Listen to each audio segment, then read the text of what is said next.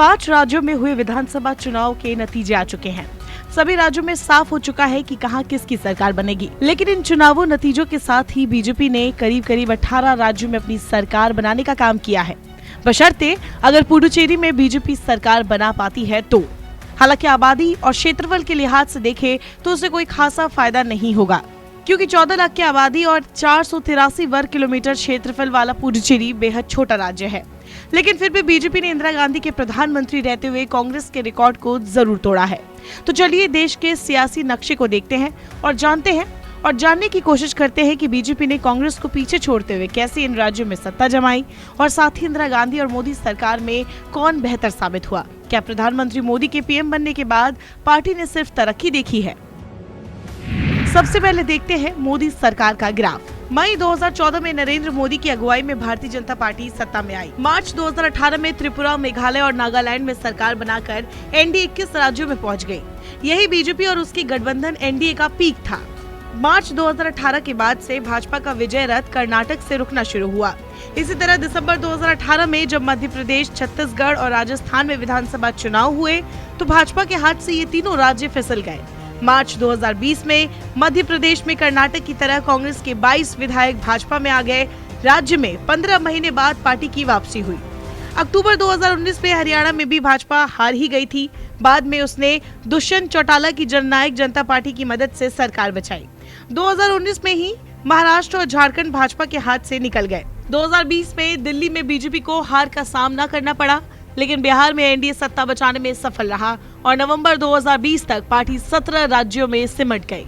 अब क्योंकि पार्टी असम में अपनी कुर्सी बचाने में सफल रही है तो ये ग्राफ बरकरार है। अगर पुडुचेरी में पार्टी को जीत मिलती है तो ये उस लिस्ट में 18वां राज्य भी बन जाएगा। अब जरा कांग्रेस के शासनकाल पर नजर डालते हैं।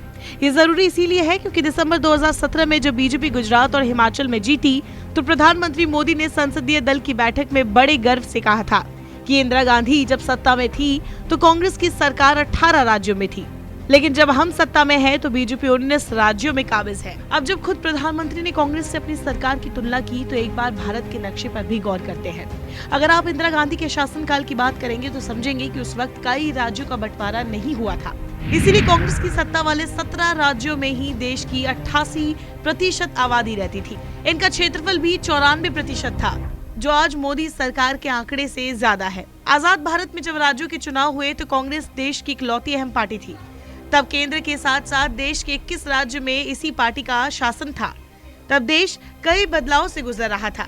कई रियासतें देश में शामिल हो रही थी। 1967 के चुनाव में कांग्रेस को कड़ी चुनौती मिली और पार्टी 11 राज्यों में सिमट गई। हालांकि इंदिरा गांधी के समय में कांग्रेस ने राजनीतिक दांव-पेच के साथ वापसी की। इंदिरा गांधी के राजनीतिक कौशल के चलते पार्टी ने 17 प्रमुख राज्यों पर जीत हासिल की। उस वक्त कुल 22 राज्य ही थे। ऐसे में ये कहना गलत होगा कि बीजेपी की एनडीए अलायंस ने कांग्रेस को मात दिया है। कुल मिलाकर आम चुनाव 2019 के बाद अब तक के 10 विधानसभा चुनाव में एनडीए को केवल 4 राज्यों में जीत मिली है। ऐसे में इसे जीत कहकर भी जीत कहने में थोड़ी हिचकिचाहट जरूर हो रही है।